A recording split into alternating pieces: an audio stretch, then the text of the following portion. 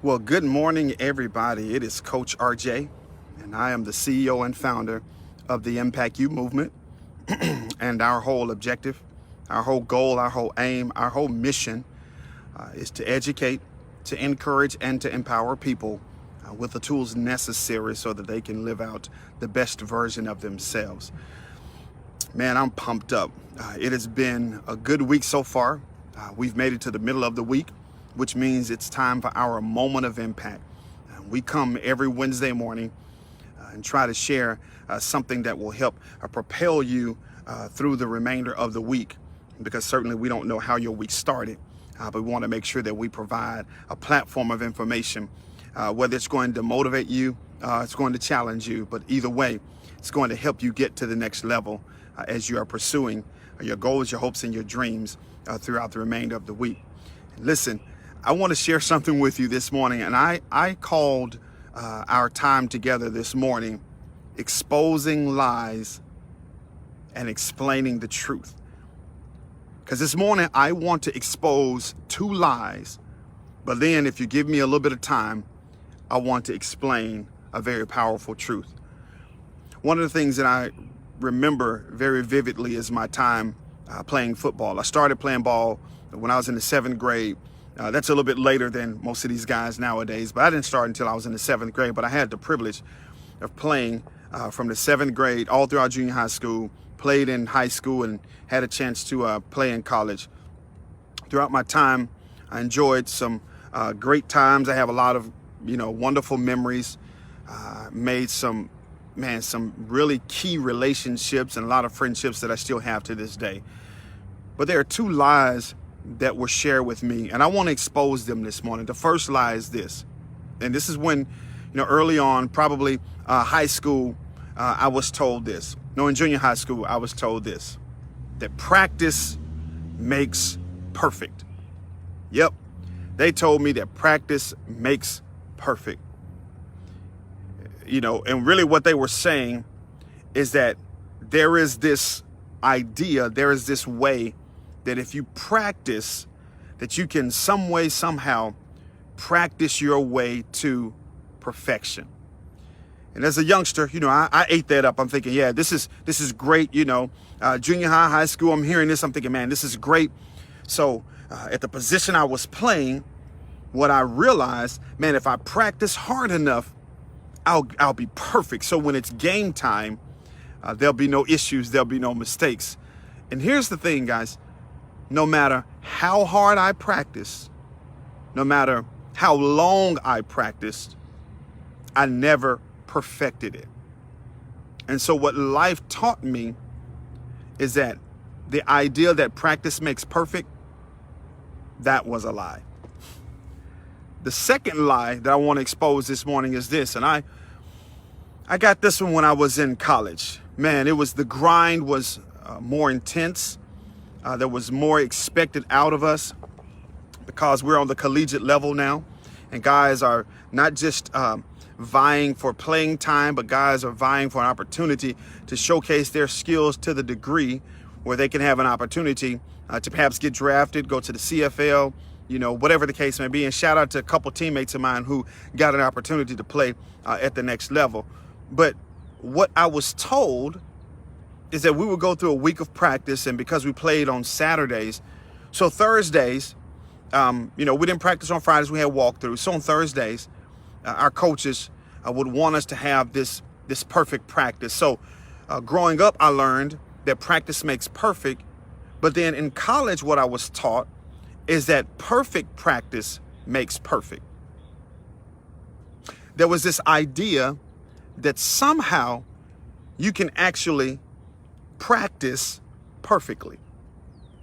Yeah, there was a mentality from our coaches, and they shared this with all of us. And so all of us, man, we would do our due diligence. We would watch film. And then on Thursdays, we would do everything in our power to make sure that we pulled off what they called a perfect practice. Because some way, somehow, we were led to believe that perfect practice makes perfect. It's a novel approach. I can appreciate what the coaches were trying to instill in us. But here's the thing. no matter how hard we practiced to try to be perfect so that we could have a perfect practice, there were always mistakes made, because we'd go and watch the film, and maybe as a receiver, I didn't get off the ball fast enough. Maybe I didn't, use my hands good enough to get to the next level. And so the first lie that I want to expose this morning is that practice makes perfect. I learned that was a lie. The second thing that I want to expose as a lie is that perfect practice makes perfect. Listen, that was a lie. And both of those are lies of colossal proportion, if you will. But let me just, if I can, explain one truth. Even though practice doesn't make perfect, even though perfect practice doesn't make perfect, there is a truth that I want to explain. And here's the thing. What I want to share, it's not exclusive to sports, but it really impacts you in all areas of life. And that truth is this: practice makes permanent. Consider that. Not practice makes perfect, not perfect practice makes perfect, but consider the thought that practice makes permanent. In other words, whatever I practice or however I practice it, it becomes cemented in my mind. Listen to me carefully. Whatever you practice or however you practice it, that very thing now becomes cemented in your mind. Let me see if I can make this a little bit clearer. Klay Thompson, he's one of my favorite basketball players. I love watching him play. He is not the most prolific player in the game. He's not the most athletic guy in the game. He's not one of the best guys in the game. But here's what I love about Klay Thompson. Klay Thompson, he shoots the ball the same way every time. It doesn't matter if he's coming off of a ball screen. When he pulls up to shoot his jumper, it's the same way every time. Doesn't matter if he's trailing on a fast break and they drop it off to him and he's shooting a three-pointer. He shoots it the same way every time. When he's at the free throw line, he shoots it the same way every time. And here's the thing. It's not that he shoots it the same way every time because it's the perfect shot. By no means. He'll tell you, no, he doesn't have the perfect shot, but he shoots it the same way every time because he's practiced it so much to the point that his form has become permanent. So it's muscle memory. Every time he gets the ball and gets ready to shoot, he shoots it the same way every time because, listen to me carefully, he's practiced it so much till his form has become permanent. Couple takeaways I want to leave with you this morning. As you're going throughout your day, here's what I want you to consider. Number one, whatever you practice, it will eventually become permanent. And it will produce results that correspond with your practice.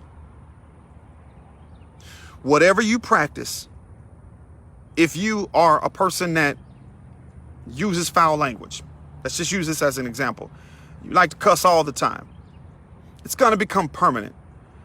So whatever situation arises, the number one thing that you're going to revert to is cussing. Why? Because it has become permanent. It's your brain has become wired around what you have practiced so much. And here's the thing. If you don't like what you're producing, then you need to check what you've been practicing. Because you can never outproduce what you've been practicing. Yes, you can never outproduce what you have been practicing. So here are a couple things I want to share with you. Number one, so how do I change the game? I'm glad you asked. That's such a great question, such a powerful question. And I think this is a great time for personal reflection and introspection, because if you want to change what you've been producing, then you simply have to change what you've been practicing. Because whatever you've been producing, it's permanent now. And it's only permanent because you've practiced it so long. So here's what you have to do. Number one, you have to change what you've been practicing. And let me see if I can make this just a little bit clearer.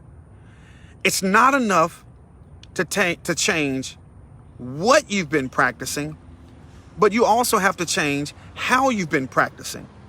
Let me give you two words. I got these words from my brother years ago, and I think they're very appropriate. There's this idea of doing it correctly, and there's this idea of doing it consistently.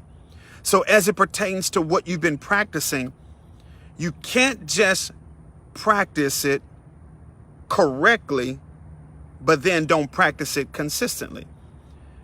Because if you practice something correctly, but you're practicing it inconsistently, then you're going to get inconsistent results. So if you practice it correctly, but you're not consistent, then you're going to produce inconsistent results. On the flip side, if you're consistently practicing, but you're practicing incorrectly, then you're still going to produce incorrect results. So there is the idea that you must not only practice it correctly, but you also must practice it consistently. Because when you practice it correctly, but you also couple that with consistency, then it will equate to a production that will get you where you're trying to go. What am I saying? And I'm going to be done. If you don't like what you've been producing, you got to change what you've been practicing. Because practice doesn't make perfect, and perfect practice doesn't make perfect.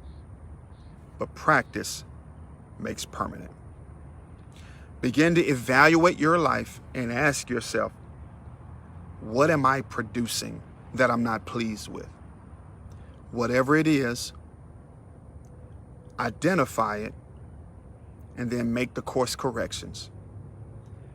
Because where you're headed or what you're trying to accomplish, you can no longer afford to produce things that are not going to get you to your destiny. Man, it's been great. I hope you guys have an impactful day. I'll see you guys at the top. Take care.